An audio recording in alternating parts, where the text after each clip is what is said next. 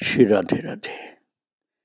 भक्तों, सृष्टि का स्वरूप जो होता है वो समझना हर किसी के बस की बात नहीं होती। जंगल में रहने वाला ही जंगल की बात जानता है, पहाड़ पर रहने वाला ही पहाड़ की बात जानता है, जलाशयों में जिनका नित्य प्रति कुछ न कुछ संसर्ग रहता है वही वहां की बात जानते हैं। कभी कभी एकदम सुंदर दिखने वाले सरोवर में भी वो सुंदरता नहीं रहती जैसा दूर से दिखलाई पड़ता है। उसके अंदर विषाक्तता होती है या जल सर्प होते हैं। ये वही लोग जानते हैं जो उस सरोवर के पास रहने वाले होते हैं। एक बार श्री योगानंद जी महाराज जो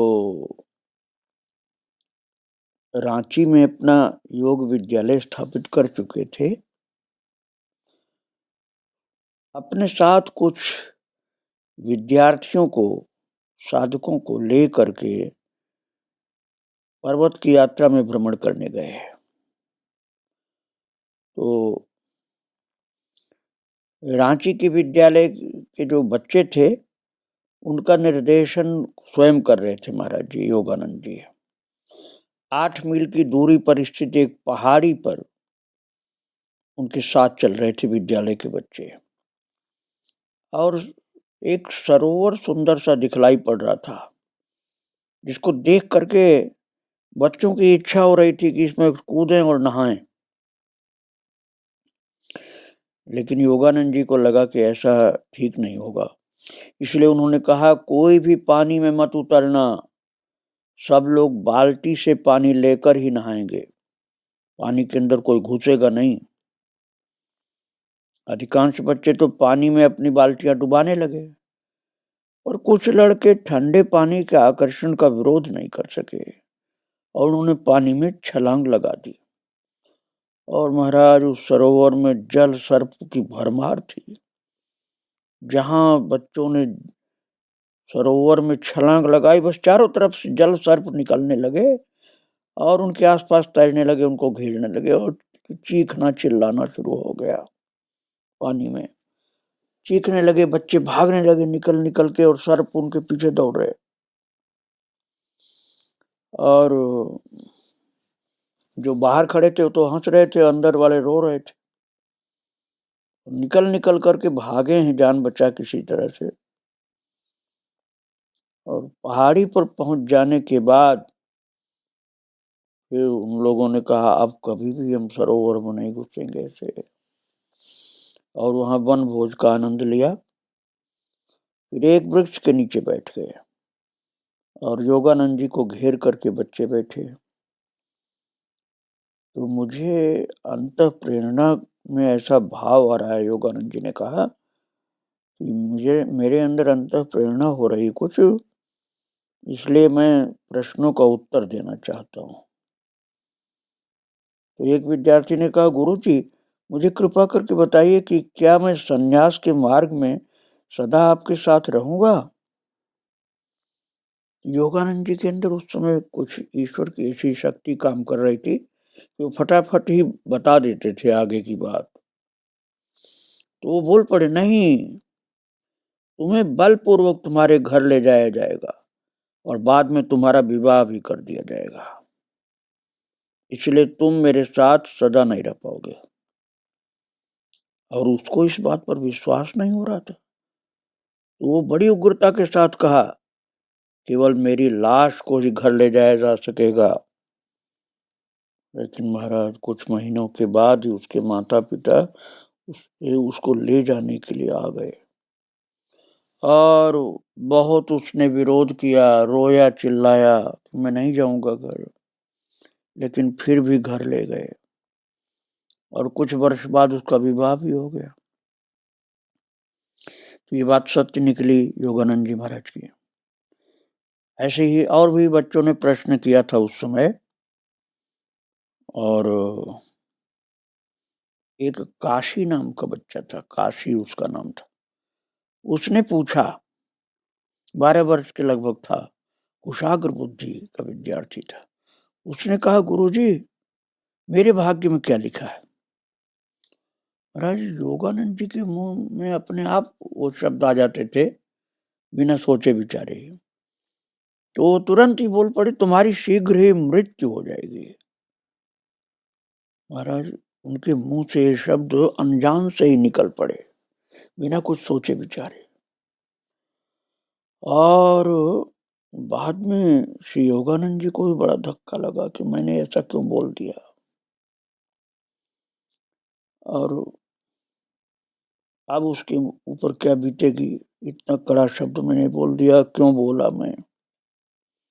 अपने को थोड़ा धिक्कारने लगे कि मुझे ऐसा नहीं बोलना चाहिए था, लेकिन अनजान में ये शब्द निकले थे उनके मुंह से।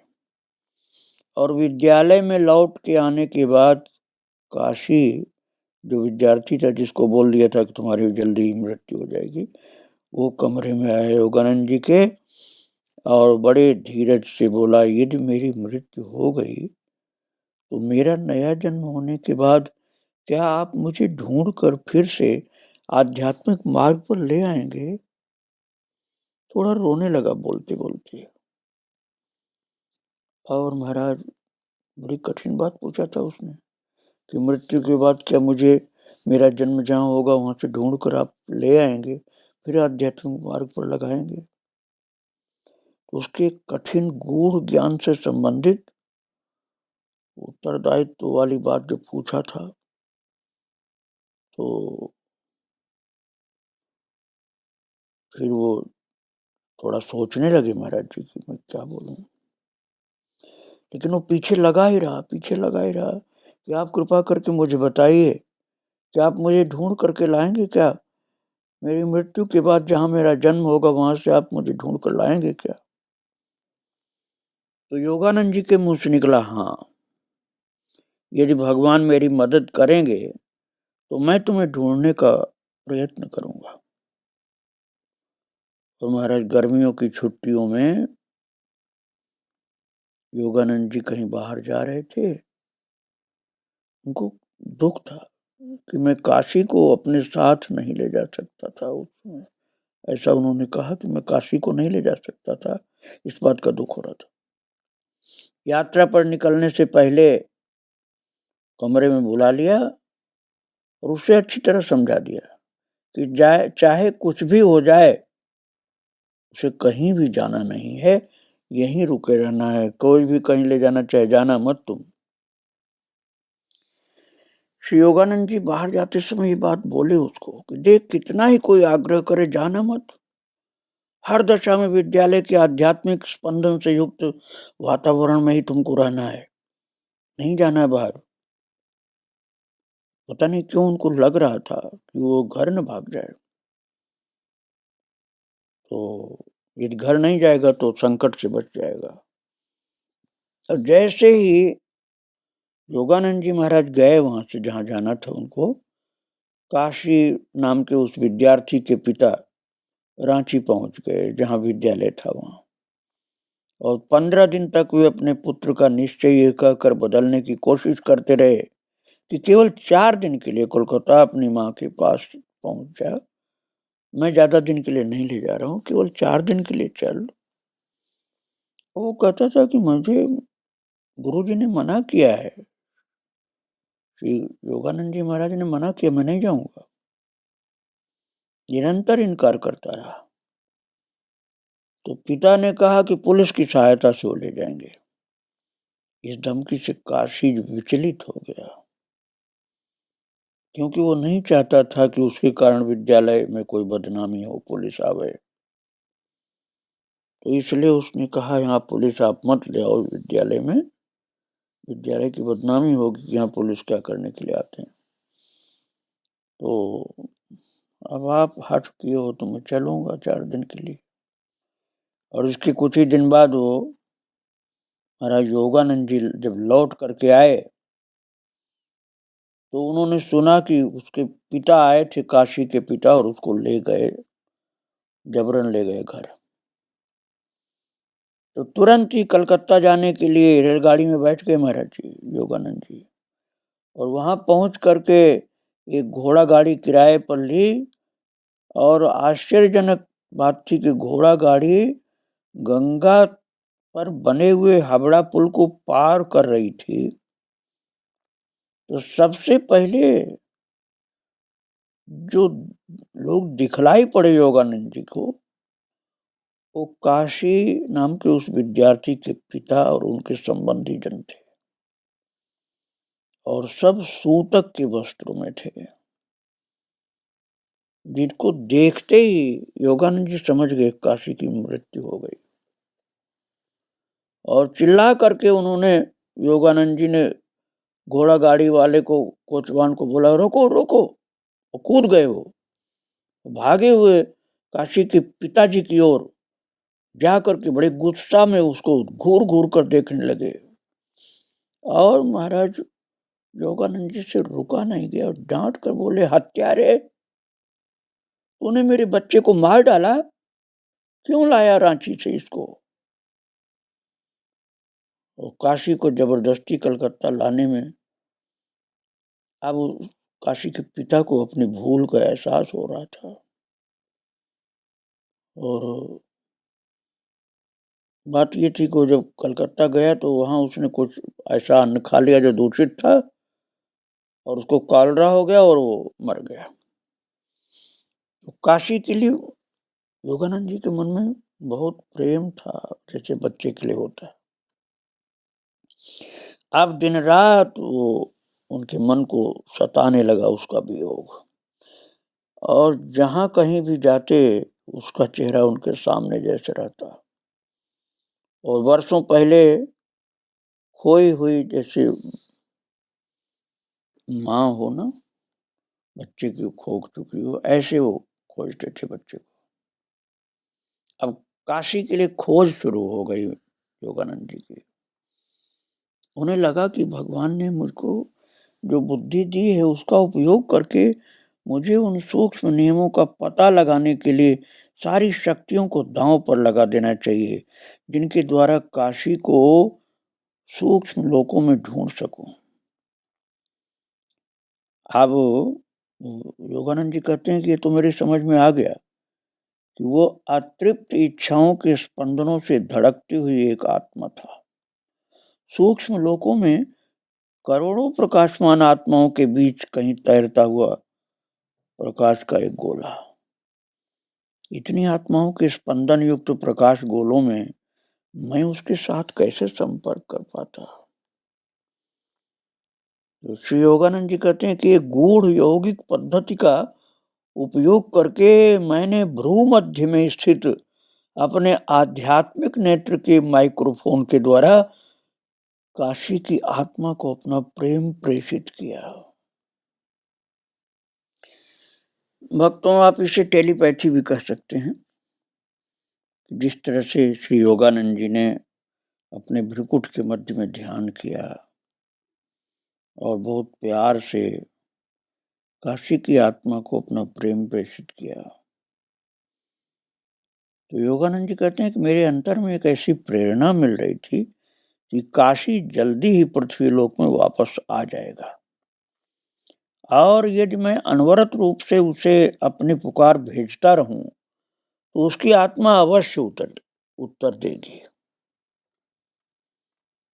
और योगानंद जी कहते हैं कि मैं जानता था कि काशी द्वारा मुझे भेजा गया हल्के से हल्का स्पंदन भी अपनी उंगलियों, हाथों, मेरुदंड में अनुभव होगा। जी एक महान योगी थे ना योगानंद जी, तो इनके साथ ऐसी होने की पूरी संभावना थी। तो वे अपने हाथों को आकाश की ओर उठा करके बार बार घूमते थे, हाथों को घुमाते थे, आंख बंद करते थे, कहीं कहीं गोल गोल भी घूमते थे और ध्यान लगाते थे कि काशी की अंतरात्मा कहाँ गई, शरीर छोड़ने के बाद उसकी आत्मा कहाँ गई। एकाग्रता के द्वारा सुर मिलाए हुए अपने हृदय के रेडियो में उसके प्रत्युत्तर को प्राप्त करने की आशा कर रहे थे। बार बार अंतर्मुखी होकर के ध्यान लगा करके उसकी आत्मा को खोजते थे कि वो आत्मा काशी विद्यार्थी की जो थी कहाँ चली गई। श्री योगानंद जी महाराज का कहना है कि काशी की मृत्यु के बाद लगभग 6 महीने तक उत्साह में कोई कमी आने नहीं दिया उन्होंने, योगानंद जी ने, और अपनी यौगिक विधि के द्वारा स्थिर चित्त से अभ्यास करते हुए उसकी आत्मा को खोजते रहते थे। क्योंकि उन्होंने कहा था, जब बच्चे ने पूछा था क्या आप मेरा जहाँ जन्म होगा वहां से खोज लेंगे, तो उन्होंने कहा था हाँ, यदि भगवान सहायता करेंगे तो खोज लूंगा। तो कलकत्ता की भीड़ भरे बहु बाजार क्षेत्र में योगानंद जी कहते हैं, एक दिन मैं अपने कुछ मित्रों के साथ पैदल जा रहा था, तो सदा की भांति मैंने अपने हाथ ऊपर उठा लिए, और उस दिन पहली बार मुझे ऐसा लगा कि कुछ प्रत्युत्तर मिल रहा था। अपनी उंगलियों और हथेलियों से नीचे उतरते विद्युत संवेदनों को अनुभव करके मैं पुलकित हो उठा कि मेरे हाथ में कुछ तरंग सी आई, और वो कहते हैं कि मेरी चेतना की गहराइयों में उतर करके वो तरंग प्रबल विचार में परिणित होने लगी, और मुझे लगने लगा कि अंदर मेरे ऐसा स्पंदन हो रहा है कि मैं काशी हूँ, मैं काशी हूँ, मेरे पास आइए। और महाराज जी का कहना है कि जब मैंने अपने हृदय की रेडियो पर मन को एकाग्र किया तो ये विचार मुझे करीब करीब सुनाई देने लगा।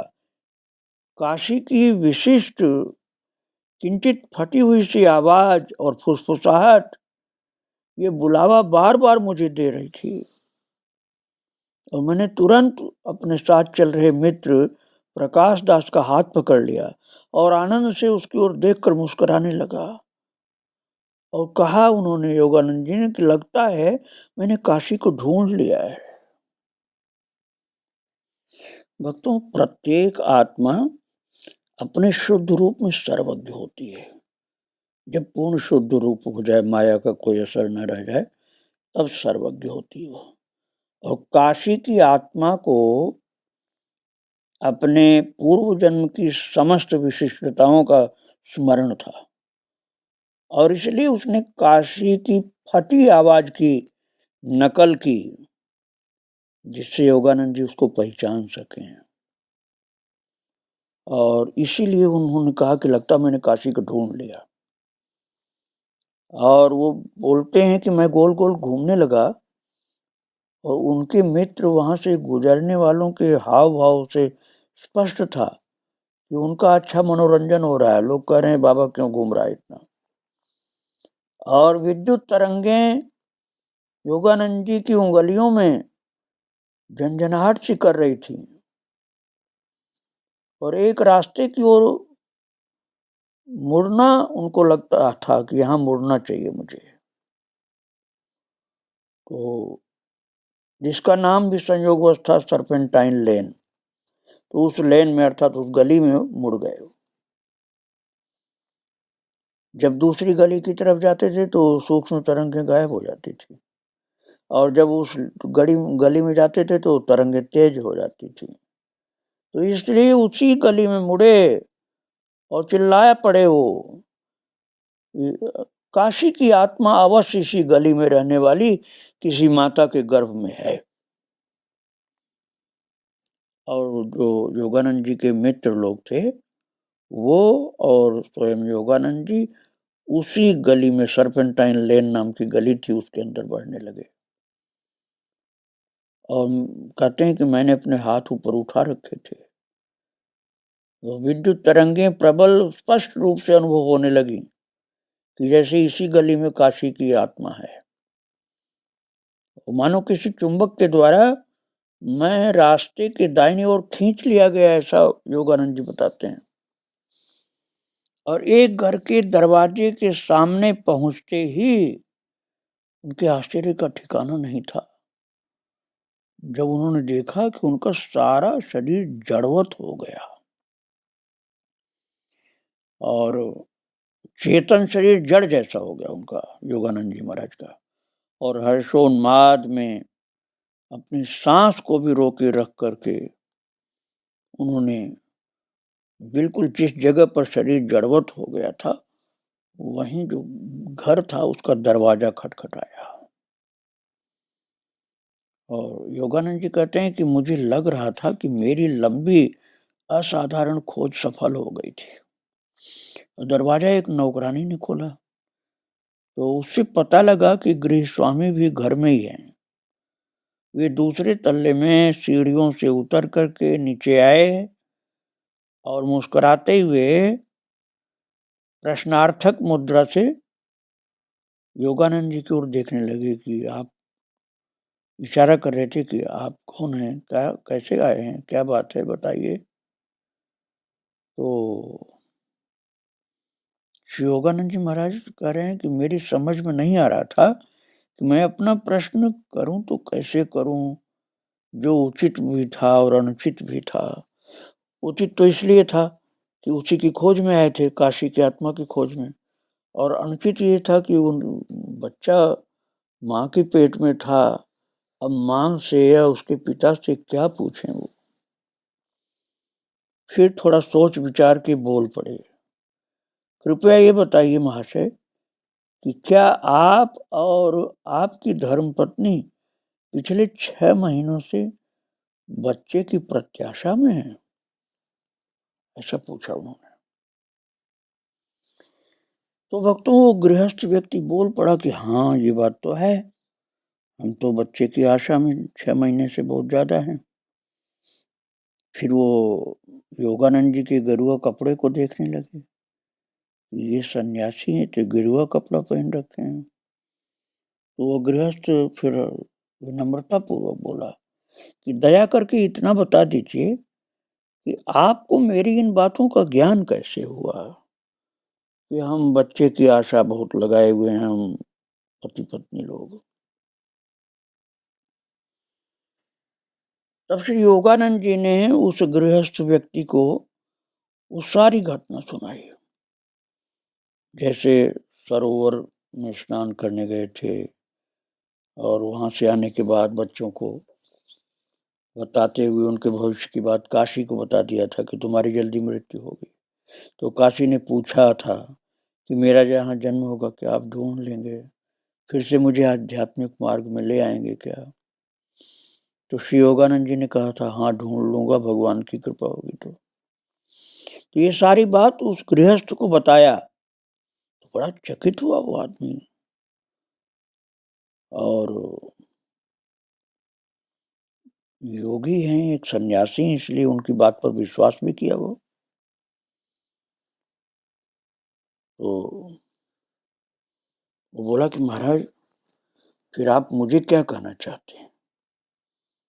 तो महाराज जी ने कहा आपको गौर वर्ण के एक पुत्र की प्राप्ति होगी, उसकी मुखाकृति चौड़ी होगी, उसके माथे के ऊपर सामने की ओर झुका हुआ घुंघराले बालों का एक गुच्छा होगा, उसकी वृत्ति आध्यात्मिक रहेगी।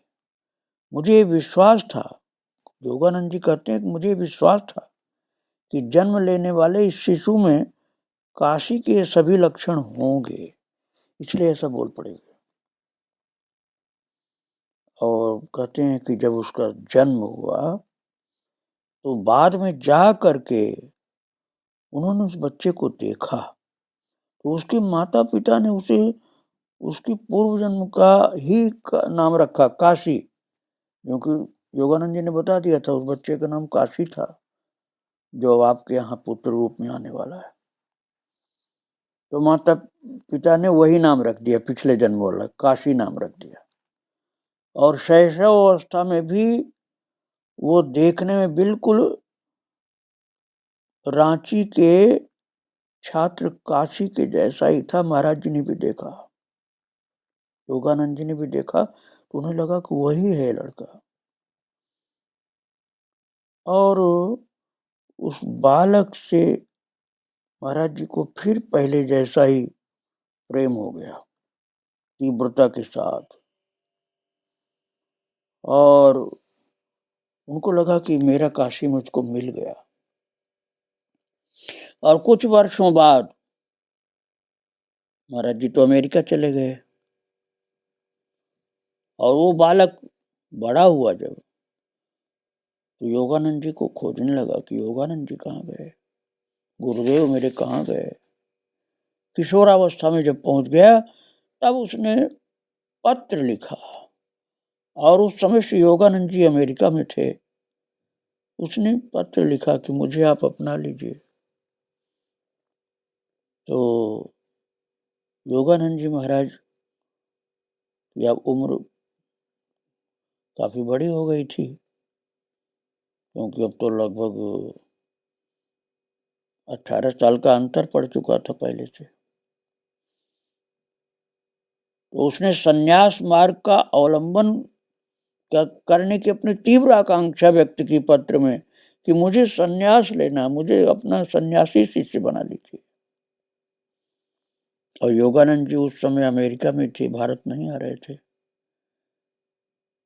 वो कहते हैं कि मैंने उसे हिमालय के एक सदगुरु के पास जाने का सुझाव दिया, और उस गुरु ने पुनर्जन्म हुए काशी को शिष्य रूप में स्वीकार कर लिया।